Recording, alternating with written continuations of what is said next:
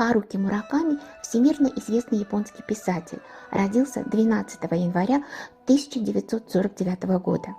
Это самый экстравагантный, по мнению критиков, из ныне творящих японских писателей. Его творчество мало похоже на обычную японскую прозу. Харуки Мураками – абсолютный мастер слова и легенда современной литературы. Уникальность его таланта состоит в том, что его мировая известность даже выше, чем та невероятная популярность, которую он снискал у себя на родине, в Японии.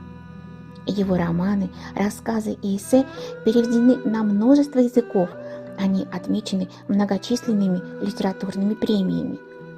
И если бы Мураками не существовало, его стоило бы придумать так же, как он придумывает свои невероятные сюжеты, всякий раз создавая изысканную притчу, сказку, реальность. Действие книг Мураками происходит в основном в современной Японии. Его герои – люди эпохи глобализации и массовой культуры.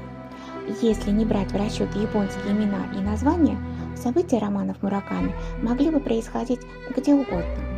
Главная характеристика его художественной вселенной – космополитичность, поэтому его книги настолько популярны во всем мире.